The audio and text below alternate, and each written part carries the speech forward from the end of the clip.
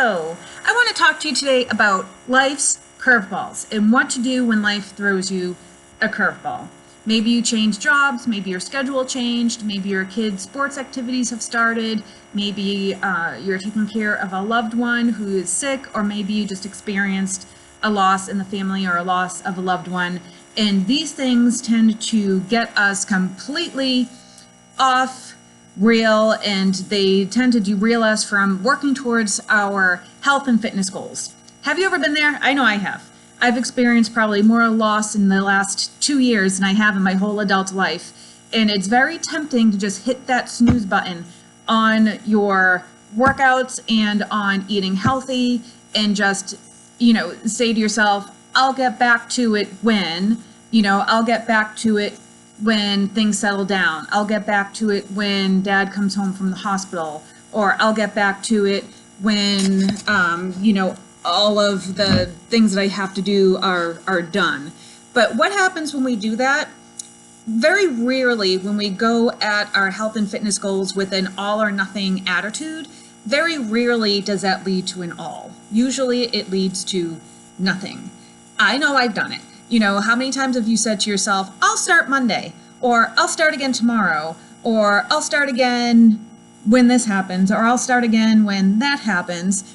And when we put the snooze button, when we hit the snooze button on our goals, then it's a surefire way to totally just derail yourself and to sabotage all of the work that you've done so far, right? I know that I've been there and I've done that. So what I want to help you do is to avoid doing that. So what we need is a new skill set, right? We need a new mindset and a new skill set. So it's very easy to get into that mindset of, I'll just start again when what we should be doing is focusing on the next 1%. Can I do 1% better than I did the day before? That's all you have to ask yourself. Can I do 1% better than I did the day before? So for example, if your schedule has changed and you're trying to figure out, you can't do your normal 3 times a week workouts, can you fit in that one day? Can you fit in a 10-minute walk before work? Can you fit in a quick, high-intensity little cardio session at home, 10 minutes before you leave the door? Can you come to Nerdy Girl Fitness like 1 time that week instead of 3? Whatever the case may be, can you do 1% better than you did the day before? Same goes with eating healthy. A lot of us feel like, oh, I'm just gonna, I don't know where I'm gonna be eating my next meal. Am I gonna be eating out? Am I gonna be eating at the hospital? Am I gonna be doing this? Am I gonna be doing that? So instead of hitting the snooze button again on eating healthy, how can you do 1% better than the day before? Can you drink enough water so that you're hydrated, so that you can actually function throughout the day without getting headaches? Can you, instead of preparing all of your meals for the week, can you plan one meal that you'll make at home? Or can you make better choices when you are eating out? Say if you do have to eat at a hospital or the cafeteria, or you do have to eat at a restaurant, can you make healthier choices? So what is that 1% that you can do better? So I want you to really think about that, because I don't know how many times I've heard this by, coaching hundreds of women over the past few years. What I see derails people more are life's curveballs. But you know what? Life is always going to happen.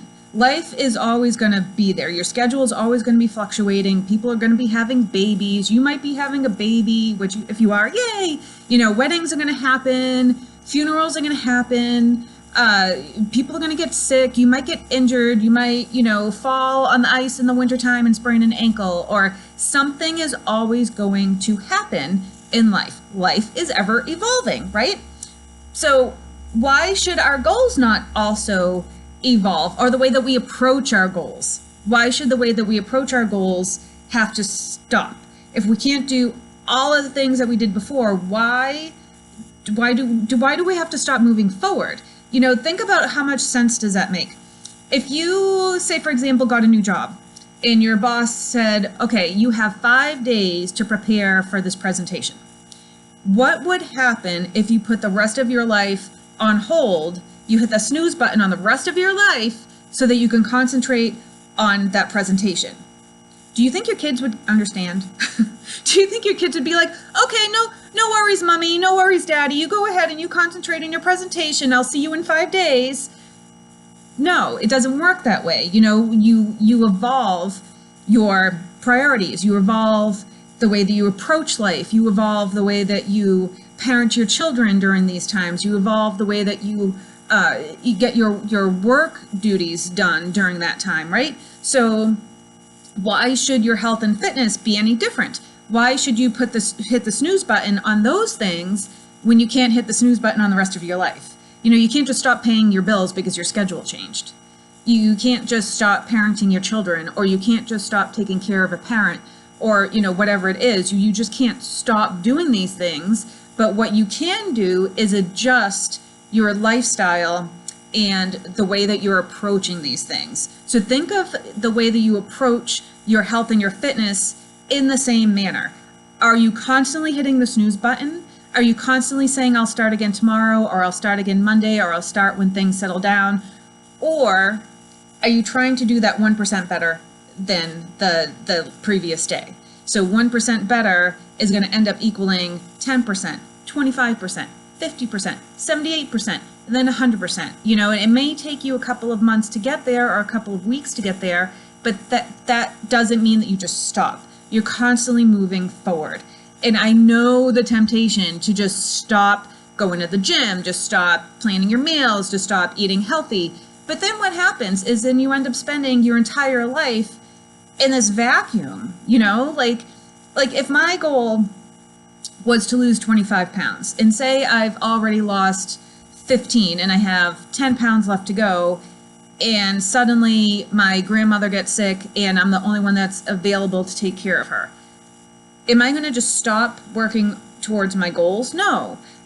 It's tempting, as tempting as it is, to be like, okay, I'm going to put all of my focus onto my grandmother now.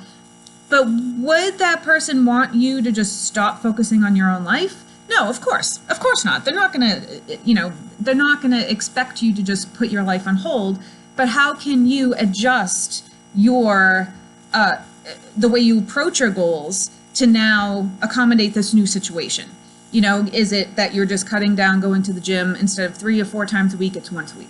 Or you're going to do, you know, a quick workout at home for 10 minutes a day until you're able to get back into working out at a gym?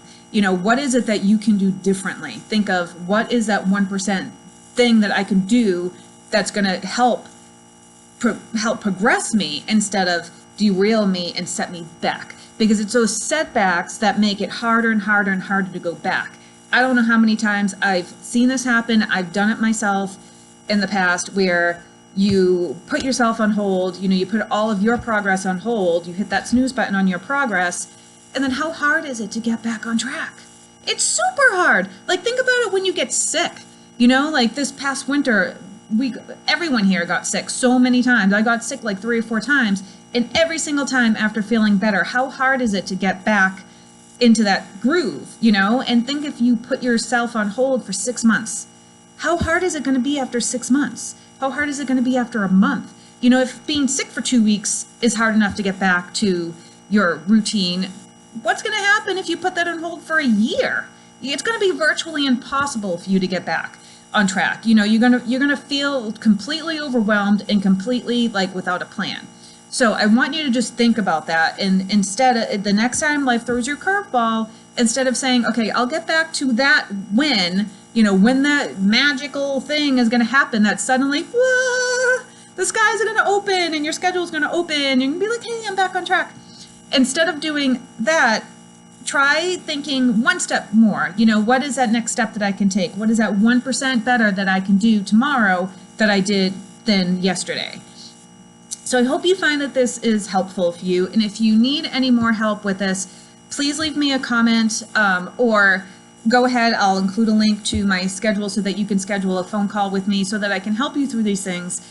Because it's important to have somebody on your side that understands these things and can help you move forward, so that the next time you find yourself in a situation where life has thrown you a curveball, you have the skill set and the know-how of how to not let that derail you.